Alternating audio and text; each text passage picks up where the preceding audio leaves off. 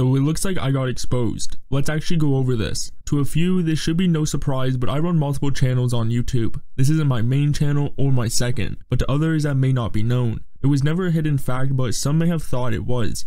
Before I even started this channel, I actually reached out to a few CS YouTubers in private DMs to let them know I was going to start making videos about Counter-Strike. A reason I don't cross-promote channels, although running multiple, is simply because someone who watches a CS2 video probably isn't interested in AI simulation tests and vice versa. Now, what's brought up is controversy involved with a past channel that I no longer used. It should be noted that this channel was never banned, I just simply stopped to focus on other channels.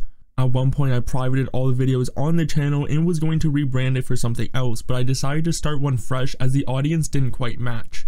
Seeing as the videos at this point were privated from the channel and I was no longer interested in Apex anymore, I just deleted it altogether. This was only a few months ago, around May 2023, years later after said controversy. Now, for the controversy with the channel, a lot of it is completely misrepresented.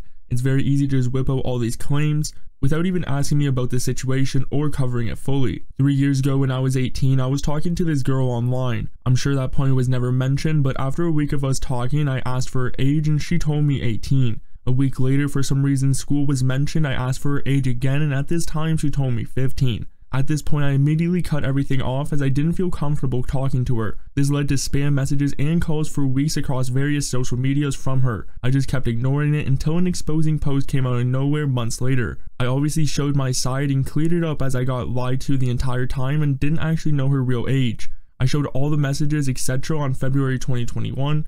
But of course I wouldn't get mentioned and conveniently gets left out when trying to expose me because that won't fit the right narrative. I take full accountability for talking, but after I learned the real age, I cut everything off like most people would. In terms of Apex, I admittedly abused an exploit in the game to gain RP. It wasn't hacking or DDoSing, it was just an exploit to gain RP. I was young and thought it would be cool to flex a high rank. I got the account shadow banned spring 2021, which let me still use it for private games. It was a dumb mistake that nowadays I just laugh at. I continued to make Apex videos for years and the channel was never banned. For anyone who regularly watches my videos, I apologize as I'd rather not be explaining to you my life from years ago, but I believe it is necessary to talk about. None of this stuff was some sort of secret and has been public, but if you really wanted to know, here you go.